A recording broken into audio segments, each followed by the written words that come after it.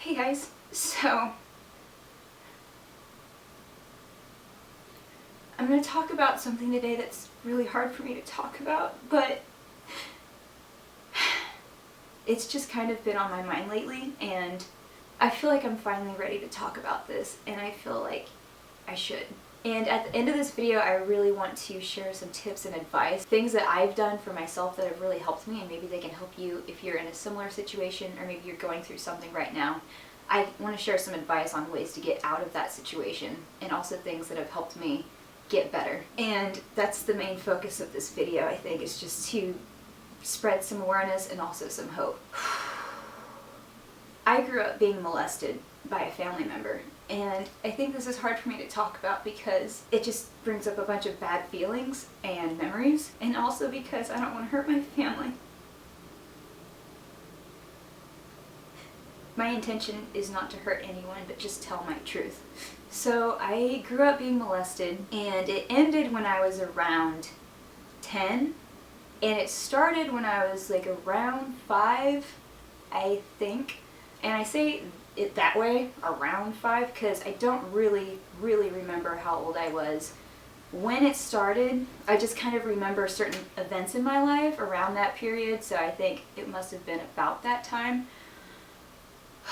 And again, I'm not going to say specifically what happened, but I will say that this person performed sexual acts on me, and this person also made me perform sexual acts on them. And again, this went on for years. I remember it happening on holidays. I remember it happening anytime this person came over to my house or my parents' house, or anytime I went over to their house, and I also lived close to this person, so I kind of just remember it happening anytime the family got together. This is also the hardest thing that I've ever gone through in my life.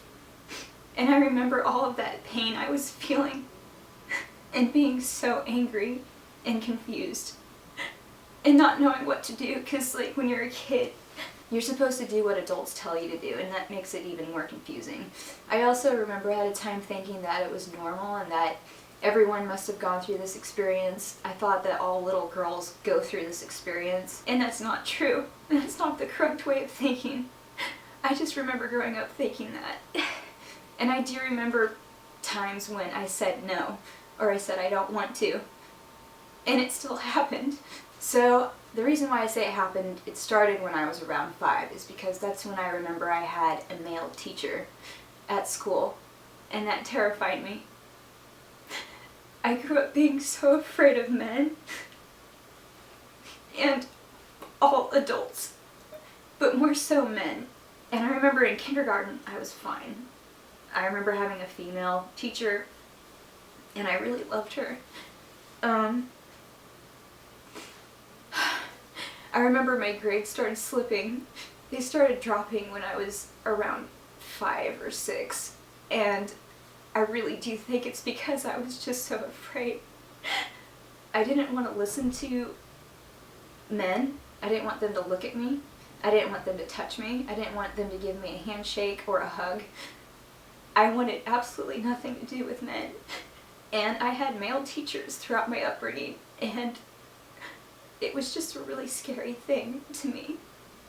And no one knew about the abuse. No one knew about this going on until later on, when I finally decided to tell. But I remember as a kid going to school and just being afraid of all my teachers. And I had some amazing teachers, so I feel guilty even saying that. But I was just afraid that they wanted me to do the same things to them that this family member made me do. And I felt so dirty and used. And remembering it now hurts. I remember that pain. Growing up molested, it made me not trust anyone, especially my family. Because I think it happened with a family member. It made me not want to be around my family. It made me, again, afraid of men, but I ultimately was afraid of all adults. I even remember having a private tutor, and it was a girl, it was a woman, and she was really nice, but I just couldn't talk to her. I would just put my head down on my desk and just tune her out. I wouldn't even speak. And so I went to be tested, and I was diagnosed with a learning disability, which I don't think is an accurate diagnosis. I think I was just a scared girl. I think I was just really afraid. And I just tuned out adults because I didn't trust them, especially. Also, when you're growing up and you've been called you have a learning disability, in my mind, I just felt like I was being called stupid on repeat. Like, you can learn, but it's gonna be difficult. Like, that was really hard. I also felt like I wasn't safe anywhere, not even my own home, and no one was there for me. I was completely alone. Because of growing up with this fear, I also had problems with bedwetting, which is embarrassing to talk about, but I feel like if I don't tell you guys my whole truth, then, I mean, what's the point of even bringing this up? Like, I feel like I should open up about everything, just to show the seriousness of being molested, because I went through a lot of pain, but maybe someone else out there is going through something worse. I also had trouble with self-harm, and I've mentioned that in a previous video. I'll link it down below in the description bar. But I struggled with self-harm on and off for many years, and that's kind of the way I dealt with this pain. And then later down the line, I had ideas of suicide. When I was 17, actually I was 18, I went to a hospital for suicide. And the reason behind why I was thinking that way is I just wanted all of this pain to go away. That's all I wanted. And I'm so glad I did not kill myself, because I have such an amazing life now. And that's something I wish, even when I was younger, when people would say, it gets better, like, I just wanted to slap them in the face because I just thought that was really annoying. And I didn't see it ever getting better. I thought there was no possibility of it getting better, but it did. And it has. And again, I'm so grateful and thankful to myself that I didn't do that. And I don't have a problem with cutting anymore. I don't have that problem anymore. I don't even think of suicide or anything like that anymore. Like, that seems like such a different person, who I was to who I am today. And because of being molested, I was also diagnosed with PTSD. And that's something I do feel that I have. And I think that also is probably a reason why this also makes it hard to talk about. Also, from being molested, I was afraid of my dad, and he never did anything to me. And he was just the most loving, caring dad, and he passed away a few years ago. But before he passed away, I had that conversation with him where I said, I'm sorry I pushed you away all those years because of what this person did to me, and he totally understood. And he was there for me, and he just said, I understand, and I love you, and I'm sorry I wasn't there for you. But I'm glad I got to have that talk with my dad before he died.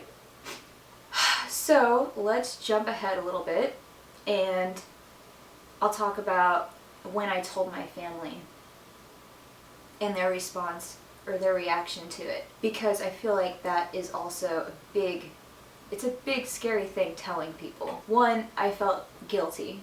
I felt at the time that it was my fault, and it is not your fault. I can't stress that enough. It is not your fault. If you go through something like this, do not blame yourself. I also felt like they wouldn't believe me, and I finally just told my mom what happened, and she had no idea. In my mind, one of the reasons why I really didn't want to tell is because I didn't want to hurt anyone.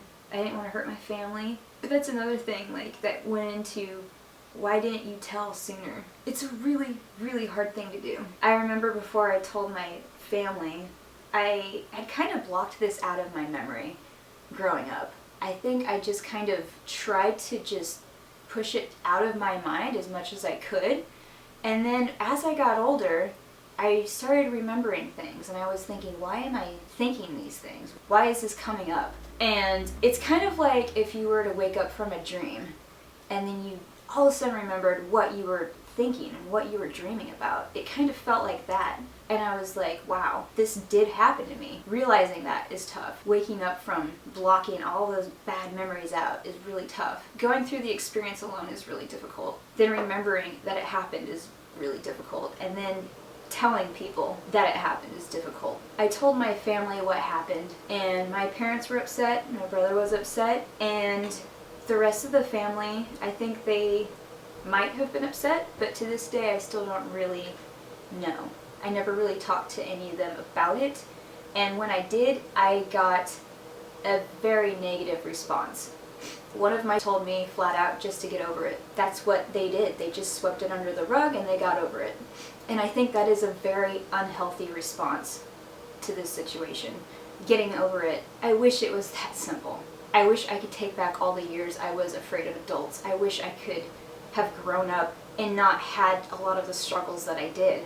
But it's just not that simple. So I feel that when something like this happens to someone and they finally decide to tell their family, their parents, whoever, that is such a big step. And that is the scariest thing I have ever done. So getting a negative reaction from my family pulled me even further away from my family. I'm close with my mom and my dad, my brother, but the rest of my family I just had to step back from because I felt like they just didn't get it. And that's hard to talk about because I don't want to hurt them, and that's not the intention of this video. But they also weren't there for me. But I also feel that they didn't know it went on for so long, and they maybe did not know that it happened when I was so young. So I don't know. My life is so much better. I grew up in Missouri, and I always had this dream of moving to California. I never really thought I would do it, but I did. And I'm married to my best friend. You guys have seen him in some videos. Kyle. We have a small dog who's really cute. His name's Stevie. He's a rescue dog. There are so many things in my life that are so much better now, and I never really saw it coming. Growing up, I, on the outside, tried to be like, just smile all the time, people pleaser, you know, act like everything's fine when it wasn't. But inside, I remember being very angry and being very hurt and being very sad and confused. And there are parts of my childhood that were so amazing too. This is just the one that I remember first, and that's kind of unfortunate. But it was a big part of my childhood. It got better for me, and I really didn't think it would. That's pretty much my story in a small amount of time as I could kind of try to muster. So now, let's talk about what to do if this is happening to you. If you're unsure if you're being molested or not, I will put so many helpful things down below in the description bar, so definitely please check that out, because I remember that was something that I wasn't even sure. I didn't even know what that was. I had no idea. So if you're even wondering that, I'll put some helpful information down below so you guys can check that out. And the first thing I would do if I were you is tell. Tell an adult. If you're a kid and this is happening to you, tell an adult. If they don't believe you, or if they have a negative reaction, or they don't do anything about it, tell someone else. Keep telling until something happens or something changes. That's one thing that happened with me is once I told my family, it's unfortunate too because nothing really happened. I think a police report was filed, but that's about it. I was the one that said, I never want to see this person again. And I never have. So I kind of put the foot down myself, but you don't have to be around that person. You don't ever have to see them again if you don't want to. The next thing I would definitely suggest, even before you tell someone, or, you know, this kind of goes hand in hand, but talk to a counselor. If you can, please talk to a counselor, because you probably will be thinking and feeling so many things that you do not understand. I talked to several counselors, honestly, and it's hard to find a good one. So if you don't feel comfortable talking to one person, change your counselor. You know, do what's best for you. And I remember growing up, this was very, very hard for me to talk about. And the first counselor that I met with, she couldn't even really get me to speak. So she had me play with dolls. And I just kind of played with toys, or I drew something, or I wrote things. And then further down the line, I was able to start talking about it. And it feels so good. That's another way of kind of releasing all of that shit that's built up inside. All the negative feelings, all the confusion, all the anger, like everything that you're feeling, it's such a good way to get it out. It's just talking about it. And that's like kind of a scary thing, but it is so good. And I promise you might feel really, really crappy at first remembering these things and talking about them and bringing them up, but eventually it starts feeling so good to get it out, just to get it out. But I would also suggest that you do something else to let it out in a healthy way. When I was growing up, again, I struggled with self-harm, and that is not the way to go about this. That is a negative response. That is not how you want to do this. I would suggest, if you love writing, write. If you love listening to music, do that. If you love running or some sport, do that. Just take care of yourself and let these things out in a positive way. Do not hurt yourself, and you deserve it. That's something I really want you to know, because for a long time I didn't think I deserved anything good. I felt guilty, and I don't feel that way anymore. For a long time, my self-esteem was just shot. You have to know that you deserve your best life. It also really helps if you have a friend you can talk to about this. Someone that you feel really connected to, someone you can just be more open with, and it has to be someone who can be understanding and supportive. It just feels good to be able to share my story with you guys, as embarrassing as I was to talk about some of these things, because going into this video I thought as soon as I make this video people are just going to look at me weird or just think I'm whatever, I don't know, crazy or something, but I think this is a very important issue to talk about. I was watching one of my friend's videos recently, and her name's Diana, and she made a video about being sexually assaulted. And that's kind of what started these feelings inside of me. I remember watching her video and I just broke. And then something happened with a guy friend of mine who kind of took advantage of me recently. And that also made me start thinking of all of these memories and feelings. And I'll link her channel down below as well in that video, because she addressed some things in that video that I'm not even hitting in this video that are helpful. I hope you found this video helpful. If you're going through something similar, I am so sorry. You do not deserve that, and you need to get yourself out of that situation like I did. I love you guys very much. This isn't a typical beauty video that I normally do, but I just felt like this was kind of pressing on me lately, and I wanted to share it with you guys.